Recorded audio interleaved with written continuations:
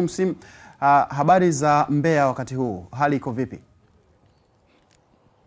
Tunashukuru, habari za Mbeya ni nzuri. Kama unavyoshuhudia sasa hivi tumeanza majira ya baridi. Ukija Mbeya uje kidogo umejizatiti kwa maana ya jacket zito kwa sababu ni msimu wa majira ya baridi ambayo yameanza kwa sasa hivi nyakati za asubuhi na nyakati za jioni. Japokuwa mchana ni jua kali sana, lakini kwa sasa hivi kama unavyoshuhudia unaweza kaona kwamba ni jua ni kali, lakini kwetu ni jua la kawaida kabisa. Na katika kudhihirisha hayo, leo hii ninaye mtendaji mkuu wa Mbeya City, Ali Nunduma. Anataka kutuelezea ni kwa namna gani wamejipanga mara baada ya Mbeya City kurejea kunako ligi kuu ya NBC baada ya kuikosa kwa takriban kama misimu mitatu hivi. Lakini tutazungumza naye wana mikakati gani, wana malengo gani, na jinsi ya kuwalinda baadhi ya wachezaji ambao wanaonekana kuonyesha kiwango kikubwa cha soka wakati wakipambania timu hiyo kuirejesha kunako ligi kuu ya NBC. Ali Nunduma, habari za asubuhi. Nzuri kabisa, nashukuru, siamu kabisa. Naam. Unaweza kutuelezea kwamba ni kwa namna gani mmejipanga kuhakikisha kwamba mnaweka ushindani wa kiwango cha hali ya juu kuirejesha Mbeya City ya msimu wa mwaka 2013-14 ambayo ilikuwa inaonyesha viwango vikubwa kwa hasa kwa timu kubwa ambazo zilikuwa zikija hapa Mbeya? Nachoweza kusema ni kwamba kwanza nashukuru Mungu, timu imesharejea ligi kuu, na niwajulishe tu kwamba sasa hivi timu imerejea. Mbeya City yenye ushindani imerejea. Hiyo naweza kusema ya kwanza. Lakini ukisema kwamba tuna mpango gani wa kurejesha timu ile iliyokuwepo mwanzoni, mimi nachoweza kusema timu inayokuja kurudi sasa hivi ni timu ambayo inarudi na inakuja kwenye ushindani mkubwa ambao kila mmoja atajua kwamba Mbeya City imerudi. Kama ambavyo tumeleta ushindani mkubwa kwenye ligi ya championship, ndicho kitu ambacho tutakifanya kwenye ligi kuu. No. Watu wana matumaini makubwa sana na Mbeya City, ikizingatiwa kwamba katika misimu ya nyuma hiyo kulikuwa kuna vitu ambavyo vilikuwa vinasababisha Mbeya City inaonekana kuwa timu ya maana sana, hasa kwenye swala la jezi, kuwa na bangili zenye rangi ya dhambarau. Ila vipi na pengine katika hili sio? Kwanza niseme timu ya Mbeya City baada ya kurejea ligi kuu Tanzania bara tumejipanga kwa vitu tofauti tofauti. Maana sasa hivi tumeshapanda. Kwa hiyo tunaendelea kuweka mikakati yetu ya ligi kuu sasa hivi ili kuifanya timu hiyo na ushindani mkubwa. Na ushindani mkubwa kivipi? Utakumbuka sisi kwenye championship ndio timu pekee yenye magoli mengi. Timu iliyoshinda magoli mengi ni sisi. Ndio timu pekee iliyofungwa michezo michache. Tumefungwa michezo miwili tu. Na yote ni ya miwili tu. Hapa Sokoine hakuna aliyetoka. Lakini pia ni timu ambayo sasa hivi ukiangalia ina hamasa kubwa ya mashabiki. Nadhani kwa championship haipo inayoikuta. Kwa ligi kuu labda zetu timu mbili ndio inaweza kukuta timu yetu ya Mbeya City. Sasa katika minajili hiyo tulichojipanga nacho sasa hivi, kwanza tutatengeneza jezi nzuri ambazo kila mmoja atazipenda na zitavaliwa nchi nzima kama ambavyo zamani imefanyika. Hicho ambacho tumejipanga nacho. Kwa hiyo kutakuwa na jezi, kutakuwa na scarf, kutakuwa na kofia, kutakuwa na necklace. Kwa hiyo kutakuwa na kila kitu ambacho kitawekwa kwa ajili ya watu wa Mbeya City wenyewe wafurahi. Ndio kitu ambacho wenyewe wanakihitaji na tunasikiliza maoni yao kwa ajili ya kuwatekelezea ili iweze kufanyika. Kwa hiyo hayo yote yatafanyika kwa maana ya ushindani, timu itakuwa ni ya ushindani, lakini vile vile upande wa bidhaa ambazo watu wa mashabiki wanazitaji na zenyewe pia zitakuwepo. Kwa hiyo wakae mkao wa kula, muda si mrefu tutaanza kutangaza taratibu utakavyokuwa. Najua mmefanya usajili hadi kufikia hapo ilipofikia, lakini tunajua kuna wachezaji ambao wamefanya vizuri zaidi.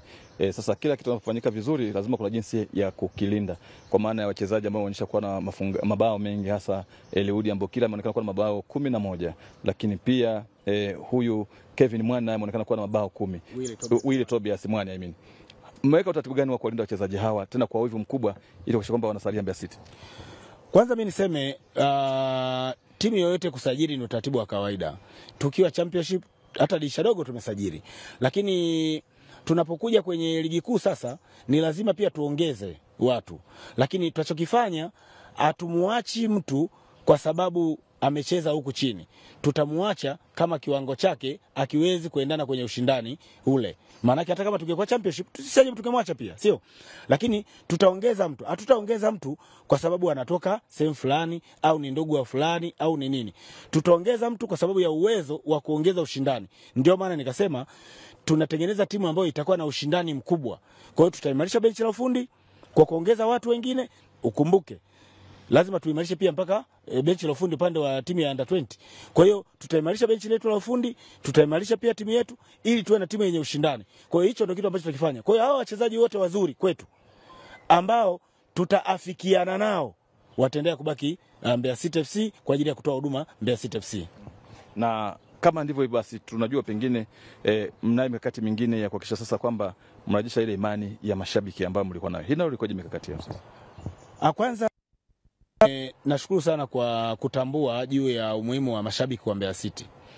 Nafikiri umeona mechi zetu zote zimekuwa ni full house. Uwanja huu wa kwetu unajaa kati ya watu 15,000 hadi 20,000. Tunapojaza hiyo, tafsiri yake timu moja imeweza kujaza huo uwanja. Ukiziangalia timu zote Tanzania hakuna yenye huo uwezo. Yaani haipo. Wanaochezea kwao wakajaza hivyo haipo. Mpaka watafute timu nyingine inayoshindana yenye ushindani ndo wanajaa. Lakini sisi haijalishi tunacheza na nani, uwanja unajaa kwa sababu watu wanaipenda timu yao. Sasa kwenye kuimarisha hilo jambo, sisi tunachokifanya kwanza, matawi wenyewe wana uongozi wa mashabiki. Mashabiki wa Mbeya City wana uongozi wao, wana katiba yao, wana utaratibu wao. Wenyewe wameimarisha uongozi wao, wamerudisha tena upya. Ndio kitu ambacho tumefanya. Tumerudisha timu hii kwa wananchi. Ndicho tulichokifanya.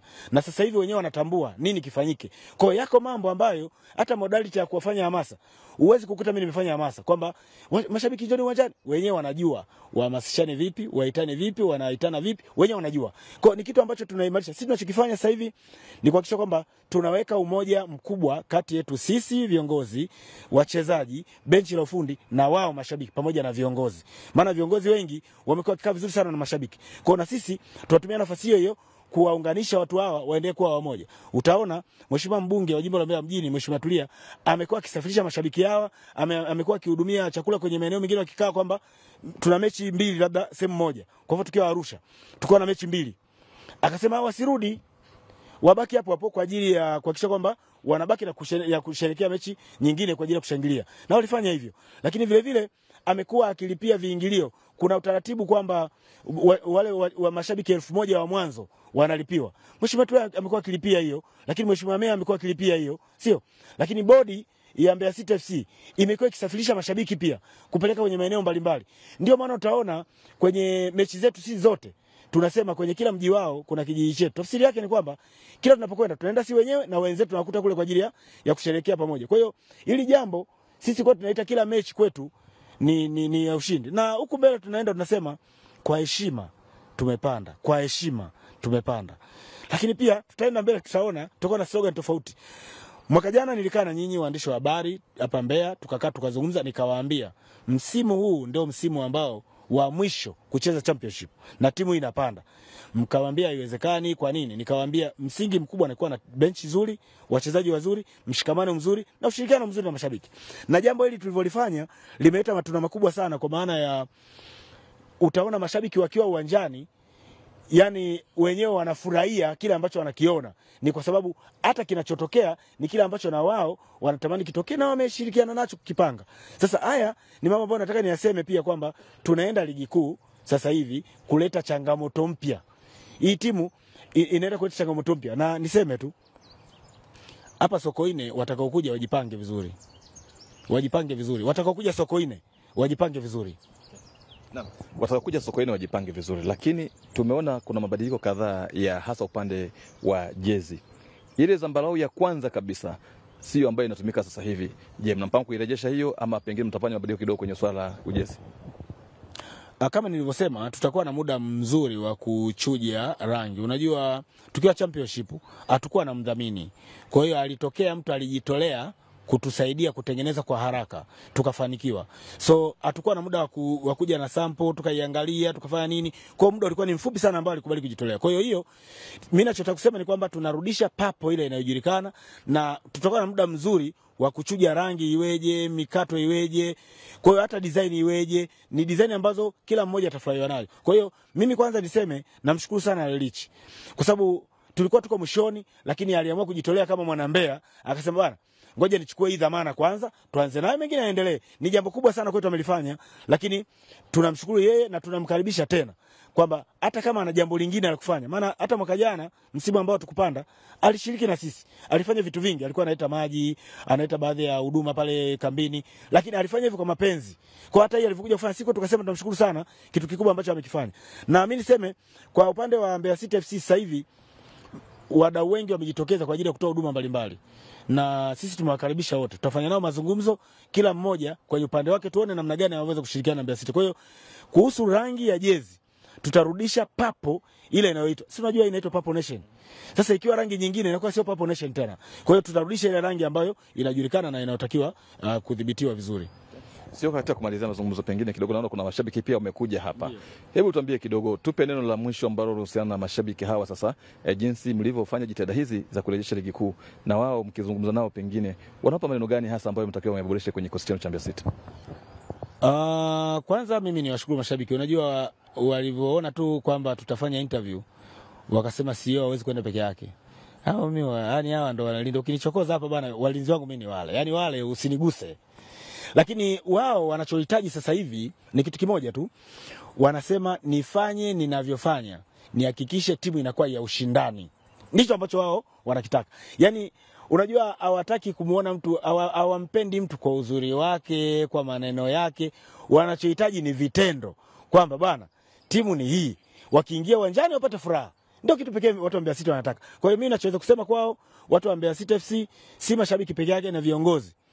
Tumeanza zoezi la usajili na tunaamini tutafanya vizuri, kuweka usajili vizuri, kuleta watu wenye ushindani, kuwaongezea wale waliokuwepo, kupata watu bora pia wengine, ili wana wale waliokuwepo kikosi kiwe imara zaidi, chenye ushindani kwa ajili ya kuwafuka kila watakaotokea. Lakini jambo lingine ambalo sisi tutalifanya kwa upande wetu ni kuhakikisha kwamba tunaendelea ku maintain hawa mashabiki wetu. Timu imesharudi kule. Hatutaki kuwafanya mashabiki hawa wapotee kwenye hizo leli. Kwa nini nasema hivyo? Ni mambo ambayo sisi tunatamani Mbeya City iwe na ushindani siku zote, iwe na mashabiki siku zote na kwenye maeneo yote. Na kuenda kwenye haya, Mheshimiwa Mbunge ameshaandaa utaratibu. Tutautangaza kesho utaratibu ambao ameuandaa siku ile ya Tulia Marathon ya tarehe 10. Kuna tukio ameliandaa.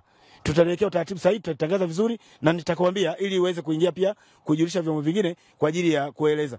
Sasa ukiona mpaka tunaamua kuwaenzi hivi, kukaa nao tena, kula nao chakula, kufanya sherehe fulani, ni jambo ambalo tunawashukuru wao, pamoja na wao wanashukuru sisi kwa hapa furaha, lakini sisi tunawashukuru wao kwa utayari wao, kwa sababu vinginevyo wangekaa tu nyumbani. Uliona mwanzoni ni kama vile walikuwa wanakuja watu 15 20 uwanjani. Walipokuja watu 10,000 sasa hivi uwanjani, ni jambo kubwa kwetu, tunawashukuru sana. Na mimi niseme neno kubwa nalowaambia wao, tunawashukuru sana, wasiache kuisupport timu yao. Hii timu ni ya kwao. Na tarehe 11 tunacheza na Green Warriors hapa Sokoine. Tunaenda kuhitimisha ligi yetu. Niseme tu tunaenda kupanda kwa heshima. Tunapanda kwa heshima. Hii neno kwa heshima lieleweke vizuri. Ni hapo tu. Naam. Huyo ni mtendaji mkuu wa Mbeya City Ali Nunduma, akielezea ni kwa namna gani kama uongozi wamejipanga kuhakikisha kwamba Mbeya City inakuwa timu tishio kama ilivyokuwa misimu ya nyuma. Lakini licha ya hayo yote, imekuwa na changamoto za hapa na pale ambazo wamepitia.